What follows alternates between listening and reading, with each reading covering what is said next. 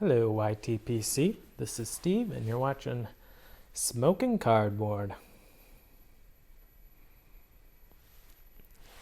I'm smoking some LJ Peretti 333. This is part of the non-aromatic burley pack that I got from them. There was like 4 in the pack. And they were each an ounce. Says non-aromatic, but there's definitely tastes like a topping on it. More so than a casing.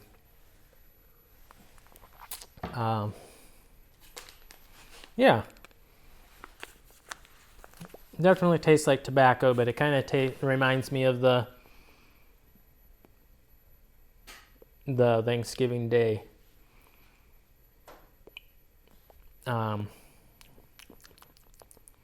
slight notes that I was getting. I don't get as much like if I get chocolate out of this, it's unsweetened chocolate and roasty, spicy, like spices, you know, like that, the Thanksgiving Day.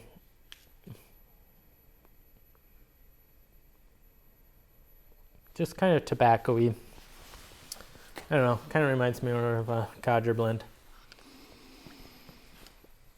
but less aromatic. I guess I put it more on along the lines of Carter Hall for flavor. Worth checking out if you like that sort of thing.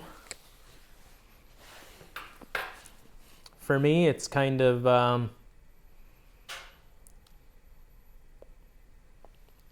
I wouldn't buy it again. Too much flavor. Hiding the tobacco. I prefer that more raw tobacco. Earlier when I was smoking, I was getting some floral notes. I was convinced that there was Orientals in here because I was kind of getting sour. But now that I'm lighting it up in a different pipe, I think it's just topping. So, another blend that I tried. I cracked open this blend that John gave me. All briared up. Gave me some Von Zeppelin. I knew it was an aromatic, so I said, well, let's get this over with. No, I thought it was an English with a topping on it. But I guess it's like Burley, Virginia, dark fired Cavendish or something. It's pretty light in looks. I guess maybe I can open this up. Oh my gosh.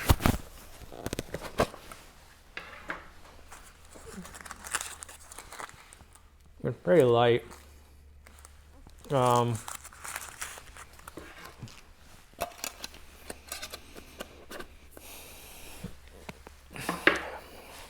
For an aromatic, my first smoke was pretty good. I felt like I was getting flavor in the mouth for some of it, and it had pretty good flavor, good room note. The second one that I smoked, I packed it too tight, and no, I didn't like it. So I think I need to try it out a couple more times. It's okay. I'd say aromatics are just like eating your vegetables for me, you know.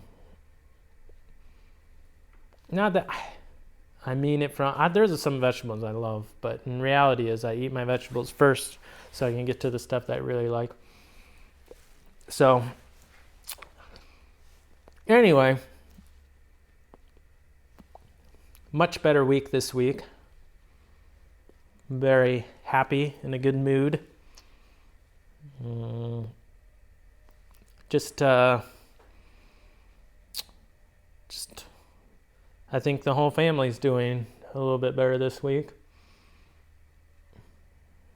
Last week, a lot of stressors that were high with learning virtual and teaching kids. All the stress that puts on my wife, along with the babies screaming at her. Probably didn't put us both at our best, and through miscommunications, we were kind of arguing. But all resolved now, and I did something I don't generally ever do. And just, even though we resolved the conflict on our own, I wanted to talk it through with someone else to see how we could both support each other better. So we went and talked to the pastor of our church, and it was super helpful. Realized some things that I do that don't really help, and just add stress to the situation. Stuff. We don't argue very often. Then when you do, it's just kind of annoying and getting in a funk, and just want to get back to caring for each other and hate that process. Reconciliation. But I love my wife, and I'm glad that we were able to work through stuff and able to talk to someone else about it and kind of see some ways we can both each improve, just prevent it from happening again as much, or maybe as severely. I don't know, all those sorts of things. So thank you for people out there who are praying for me.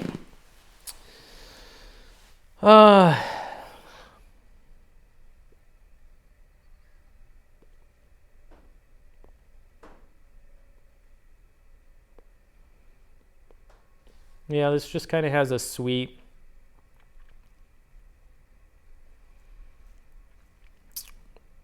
maybe a mapley, but it tastes like spicy, like there's some sort of spices, like I don't know, nutmeg or something. No, not that, but I don't know, some sort of thing like that. Anywho, so next week I was gonna start going through and analyze my do a year in review. I log all my tobaccos in Excel. I'm going to try to break that down. So look for that next week. Maybe I'll kind of rate some of these tobaccos in the different categories. And then I wanted to share a story. I haven't really shared many stories with you guys, and I feel like there's one story that my wife's heard a million times, and family and friends. I think I alluded to it in my interview with Chad Yardism. Oh, I got a new phone, so I'm recording this on the new phone. The other one broke. I wanted $400 to fix it, so new phone. The other one made it 3.5 years. Not too bad. Anyway, this story.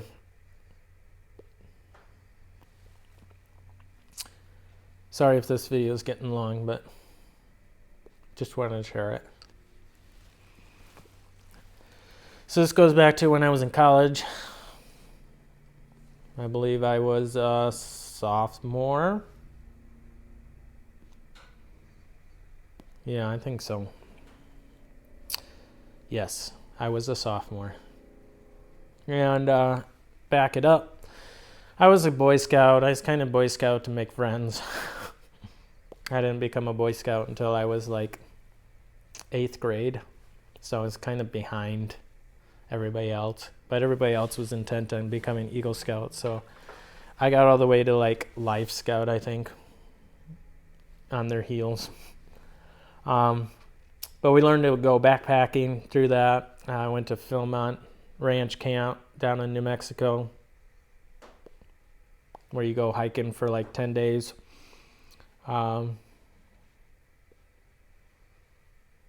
think I'd done some hiking in the Rockies too. So I was familiar with backpacking, pretty familiar. And I brought my backpack and tent and stuff to school in case I needed it. Well, I'm like 11 hours from home. So for breaks, like fall break, I didn't have anywhere to go easily. So I was always looking to just hang out with guys for the breaks. You know, a lot of times we'd go to someone's house, hang out. And these other guys, they were bent on slowly walking all of the Appalachian Trail in chunks. So they said, hey, you want to go hiking with us? And we were like, oh, sure, I really like you guys. I'll go hiking with you. You know, I didn't even ask questions. You know, it was just kind of like, yeah, I hike. You know, wherever you guys are hiking, that's cool. I asked, you know, where are we going? Appalachian Trail. Oh, that sounds really neat. I've heard great things about that. I can't remember. I might have asked a question about where, and they might have said like, oh, Smoky Mountain National Park. You gotta say, that's fine. I go and buy some stuff at Walmart. You know, I just really wanted easy to eat stuff, but I didn't want to carry too much weight. I was going to bring this tent with me, even though they said there was lean-in-tos that may or may not have space because we weren't reserving spaces for them. So, I brought the tent, and I was trying to stay light, so I just brought like candy bars to eat, granola bars and Snickers, just energy. It was only going to be like 2 days. So, they all had like stayed up late for exams and stuff, so they were like, I was one of those kids that always went to bed at like 11, which is like going to bed at 7 in real world. And so they were like, you're going to drive us there. I'm like, okay, whatever. You know, it was like an 8-hour, 7-hour drive there. But we couldn't leave until like 3. So in the afternoon. So we're going to start hiking at like late. We meet someone, and it turns out what they wanted to do was hike through Smoky Mountain National Park, which has the Appalachian Trail going through it. And they wanted to drop the car off on one side and then have a friend drive us around to the other side. Man, I really just killed this flow. Just a second, let me fix this pipe. All right, I fixed the pipe.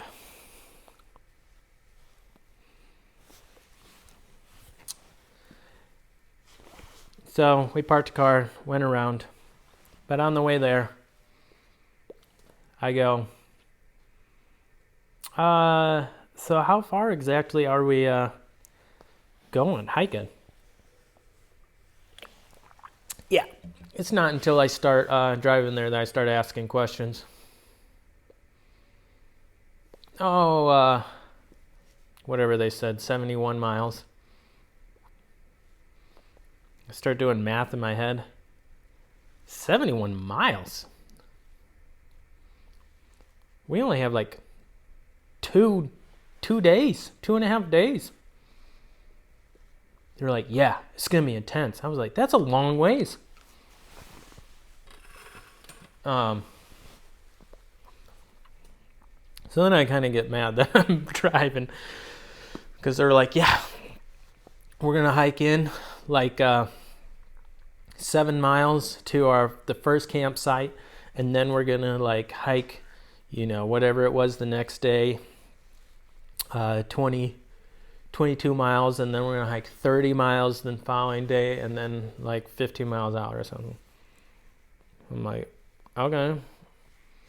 So maybe that doesn't add up. I don't know. So we get out there, get towed around with some other friends that are in the area on fall break too, and they drop us off. So we have no car to come back to. Because at this point, I'm asthmatic,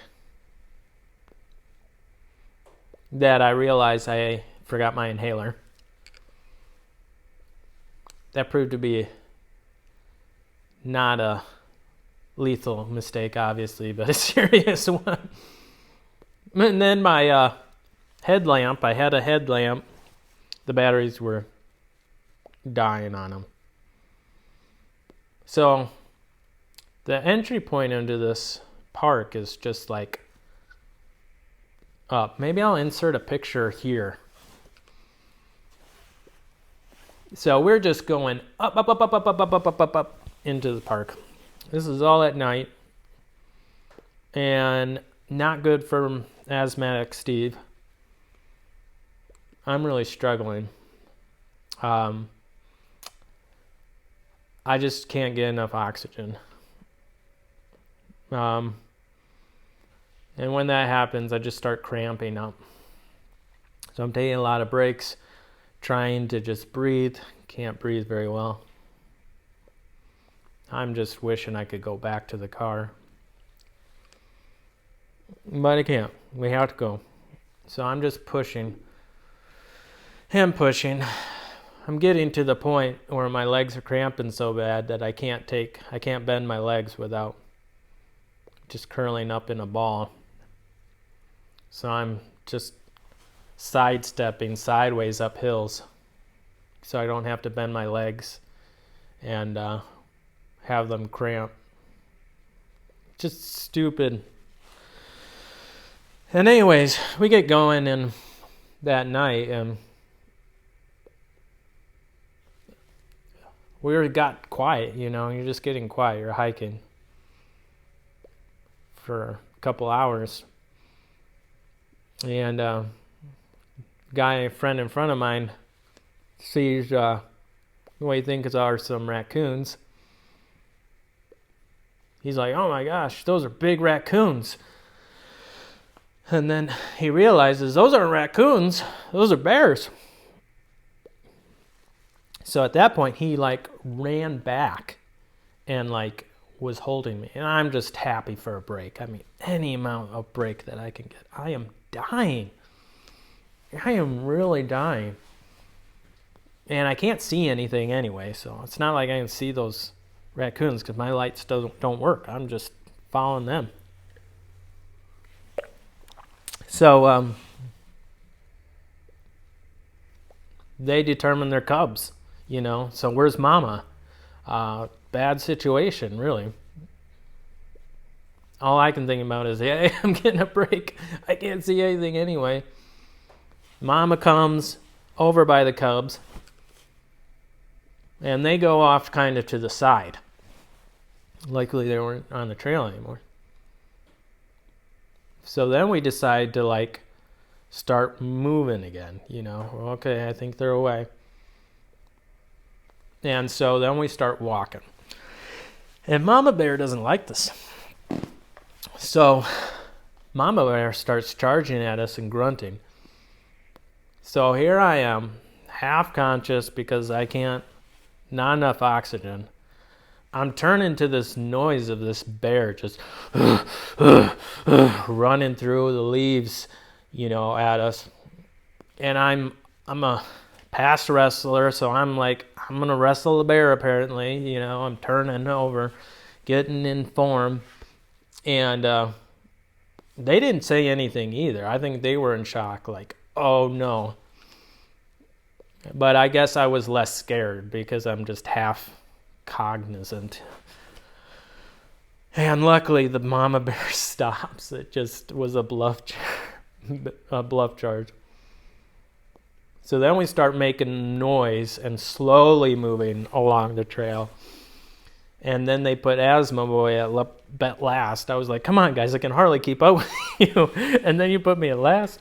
Needless to say, I couldn't see the bear or anything, you know.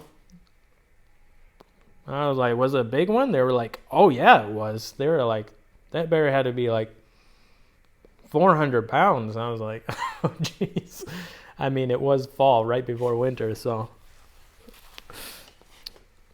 definitely probably a big bear. Needless to say, we keep hiking. We get to our campsite, closed due to bear activity. So we have to keep hiking another 3 miles or something to the next one. We camp there. We get there at like 3:30 in the morning. We jump in. I'm sure all those hikers are like, what in the heck is going on at 3:30 in the morning, 4 o'clock in the morning, people coming in. Needless to say, they're waking up probably at 6:37, ready to go, waking all of us up and get 3 hours of sleep that night, and then we hiked. The blessing was the asthma was never a problem after that. That first day kind of just set it all straight.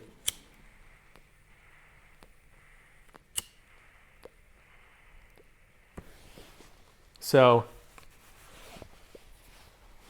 we hiked that day. I rolled my ankles so many times. I was literally praying that God would curse rocks. I was so mad at those stupid rocks. Next day, we hike. We were going to hike 29 miles that day. Oh man, just insane amount of elevation going up and down, up and down. I'd rolled my legs so many times that I was to the point where I was like, I want to die. You know, there's no place to go to quit. So I just need to pray for a poisonous snake to come out and bite me. I was so miserable. Lost my appetite for food. Brought all this food. I was trying to ration it early in the beginning because I was so hungry. At this point, I didn't care. I wasn't hungry. I actually got to the point where I think I ran 1 whole mile. I mean, I'm carrying a 60-pound pack, so running's really hard, and I'm in a lot of pain. But I'm in enough pain that I figure running is just as painful, and it'll make it go faster. So I did. I did just start running. I ran about a mile. The guys surprised me that second night with one of them was carrying fresh pasta, like the ones you could have in the bag. Oh, that was good. That was really good. It was raining that whole day though, so you couldn't even see the good scenery. We made it out the next day. Man, I didn't have ankles for a week at least. I just had elephant legs. We were all so swollen we couldn't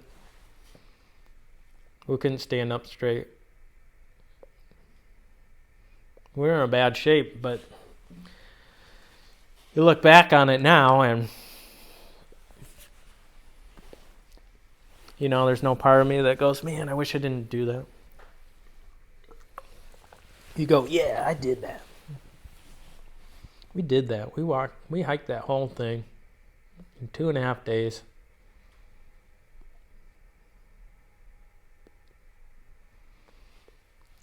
You know, the only thing that I regret, besides the batteries in the inhaler, man, that would have made a huge difference. I regret whining so much.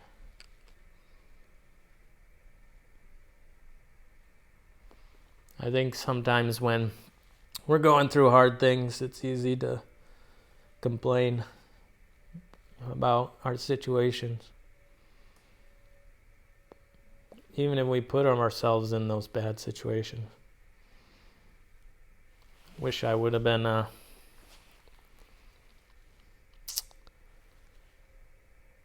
pleasant aroma around those other guys, you know, just in the sense of like a sweet fragrances. So with my words and my actions, I would have been like, man, I'm so glad Steve came along. He was such an encourager. Those other guys didn't complain at all. I think I did so much complaining. They were like, he's got it under control.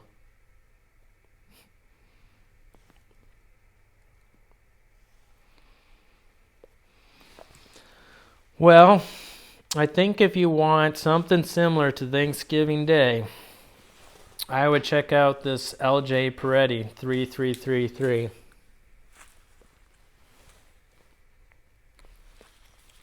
Very similar tasting to me. Similar topping. Not nearly as aromatic. But it's still hiding the tobacco for me. It kind of like coats the tongue. It's nice through the nostrils. But anywho, hopefully this all turns out. We'll talk to you guys later. Appreciate all of you and all the new subs that I'm getting and your videos. We'll talk to you later.